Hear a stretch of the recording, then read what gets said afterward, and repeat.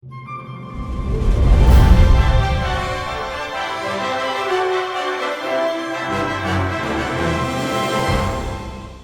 guys, what's up? We're starting a little round table, or I should say square table discussion about posting today. We've got some experts in different areas. We've got Mark, Aaron, and Andrew, all that work on my videos, but they also have their own whole worlds that they're working on, their own businesses and their own YouTube channels. So without further ado, let's jump in. We're going to talk about posting online.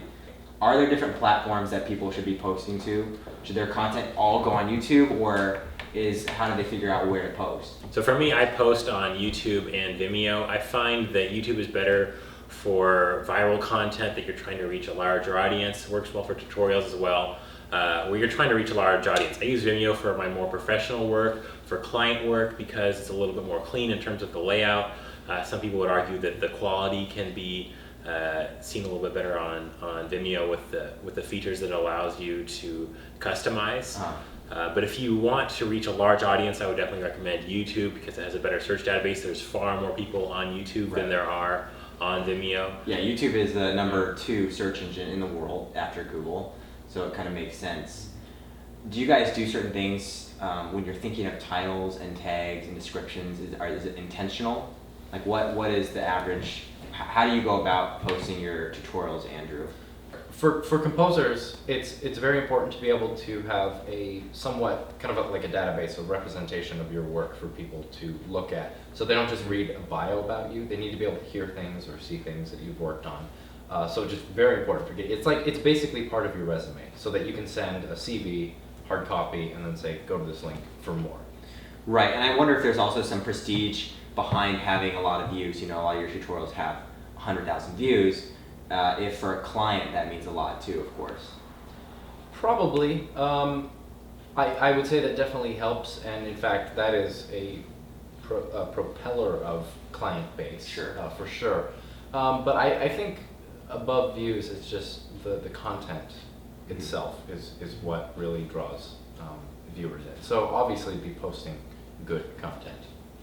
How did you guys go about building your different fan bases? So one of the most efficient ways I've found to build fan bases is by collaborating with other YouTubers that also have similar audiences. So I've done collaborations with you that have been really well for me, and then I've done collaborations with musicians that haven't done as well because it's a very different audience.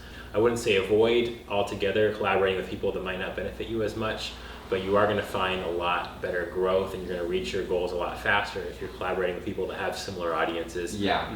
Andrew and Mark, have you guys found what's the tip for beginners starting a YouTube channel? What would you say for them to grow that audience? Well, in the composer world, obviously if you want to be a film composer, you need to work with other filmmakers. Just be prepared to do a lot of work for free initially. Just getting out there, like I said, it was collaborations. I didn't have as many collaborations in the same sense where you worked along with someone to present something. I'm more of a tag on, and so if my music stands out, people go, oh, the music was kind of cool, who did that? And then they'll look around in the description, and then they can find a link to my channel. But it's not so much a collaboration in the typical sense. It's more of an addition. And you want to make sure that you're in the credits. Yeah, so how do you guys work that? You know, we've done stuff where at the end tag there's like, you know, check out Andrew's music, check out Mark's sound design. But when you're working with other people, is that kind of the same way? Like in the end they mention you, because it's kind of awkward when you do a collaboration because you don't know. Yeah. Like, how are they going to credit me? Is that something you work out right before? Well, that's something I'm learning now, is to figure out the credits as this project is just starting. Because you don't want to get to the end of a project that you've done and then they say, oh, we don't want to put your name right there. Right. And so that's good to kind of work out at the beginning. Say, hey, I'd love to do this project with you. Can my name look like this in the credits at the end? Right. And they'll be like, yeah, that sounds great. Yeah. And things like annotations at the end, linking to your channel, like that was a big boost. When I did a video for you, I had an annotation to one of my tutorial videos. And that was much more beneficial than the little link in the YouTube description. Oh, interesting. Yeah. Okay. So you found annotations are way more powerful for a collaboration than a link. I mean, it makes sense. Yeah, I think so, because they get to the end of the video and they see text there, and if they're really interested in watching it, they'll turn their annotations back on and they'll click on it. One thing Aaron and I used to do when we first started was we would physically be at an end video and talk and say, hey, this is my buddy Aaron, go subscribe to him and that. Yeah. But we found those videos were a little less shareable, so you're trading off like a really good collaboration where that person will get a lot of subscribers, but the video will do a little bit less probably in views of reach. So it's like a trade-off of what is better. Do you want the video to do really good and the annotation to do okay, or do you want the annotation to do really good but the video not as well? Yeah, that's interesting, because I remember you talking about the shareability of a video. If you put a little spot at the end or a little ad, it can decrease the shareability. Right. If you have like a really nice video. So like you said, with that annotation, you want to be careful what you do. Mm-hmm. If you have a 30-second video, don't have a 1-minute Right. ending video for the annotation. So bringing it back around to building your fan base, do you guys have more tips? Yeah, I would say if you don't, what really helped me was working with someone with more subscribers. So all three of you guys, it really helped because that would boost my channel and that really helped me grow. But then I was thinking, okay, what if I didn't have these three people right here to work with right off the bat? I think the most powerful tool would be tags and titles, because then you start getting some searches. Because I have some videos out there that none of you have linked to, but have built a lot of views, just like you have, with just placing the tags right. And obviously you need to have good content, otherwise the Sure. tags don't matter. But if you're looking to build a base without any sort of help, I think tags are probably a good start. Tags and title. Also, coinciding your own content with certain releases. Just worked on some projects that had certain elements in it that were popular at the time in certain movies that were Okay. just coming out. For example, some of my Logic Pro, the new version of Logic Pro, I had some of the first videos up. For tutorials. First Yeah. tutorials and videos, containing those words in the tags and the titles, and like 90% of subscriber increase during that period, and views, I could tell in the analytics, were just people typing in Logic Pro. Huh. And so now they're kind of at the top of the SEO. And so yeah, just coinciding your content with other people's content that is working, I think is Right. tremendous. And that is a really cool tool that YouTube gives, and that's one of the reasons I say that creators should start on YouTube, because there's such a great back end of analytics where it tells you exactly where your traffic came from. It came from whatever, this website, this blog, or this related search of a video, and that kind of tells you, okay, I'm going to hone these tags or this description a little bit more towards that. So I think you, Aaron, you have an interesting strategy where you have VFX tutorials, and that's what you're known for teaching, but yet you do things that utilize the VFX that get you a lot of traffic. Once in a while you'll do a copycat video or these type of videos. Once you do a viral video, are you keeping that traffic on your like YouTube channel and be like, check out this other video? I wouldn't say that the viral videos have helped my brand or channel as much as the tutorials have, and working with other YouTubers. I've actually found that if I could go back, I would have separated them, because I think they probably do better on their own because they're such different audiences. The main bulk of my channel is very niche, and it's for people who want to learn VFX. Mm-hmm. I've dealt with a similar thing, just thinking that there are two sides to YouTube. There's your side, which is the viral videos that come out, and then like the tutorial back end, like how to do a specific task. And so in those like niche areas, you don't get as many views most of the time.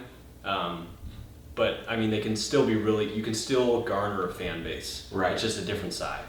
Yeah. If you guys were all to go back and restart your YouTube channels, knowing what you know now, what would you do differently? I would split music and sound design. So music production and sound design. Or You do both on post-production. your I do on your both on the channel? same channel. Okay. So And you feel like that's too different?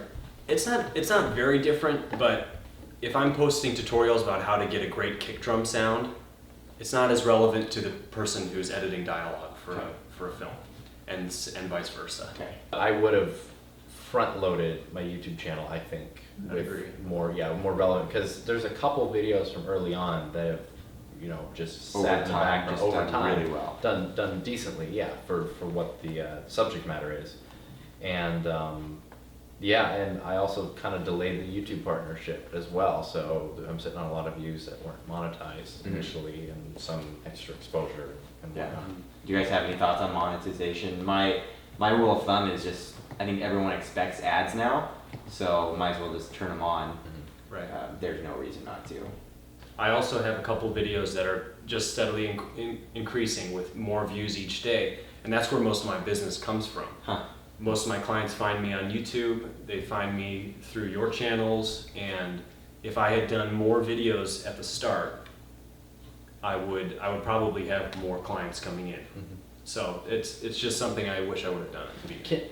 And then just to nuance what I said, I not only just in terms of the front loading, I would have spent a long time getting 5, 10, 15 videos to just all post at the same time.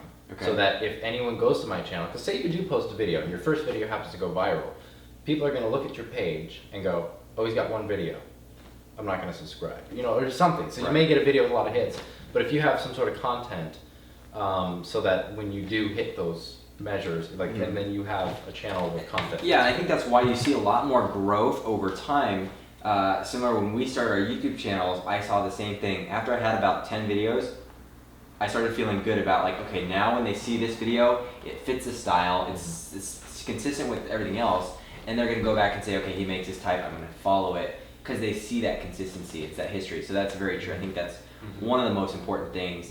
Either you do it all at once and front load it, or over time it comes and you just expect that. Zach, at what point did you switch from doing tutorials to developing your channel to something completely different? Yeah, so I think it was around the 25,000 subscriber amount that I was doing all Final Cut tutorials, motion tutorials, editing, and then I for a while overlapped the content doing kind of the general entertainment that I'm doing now, the cool 1 to 3 minute videos, and then mix up tutorials and eventually split them. Final Cut Queen is the tutorial channel and Final Cut King is the main channel. And then, you know, at the time we had also built a relationship where it was like, well, why don't you start posting the behind the scenes, because that gets you more views, it cross promotes better, and you also had a bigger channel or audience on your channel than my second channel. Well, thank you guys for joining us. We'll be back in another square table discussion eventually on other topics, but for now, this was us and the gang. See you later.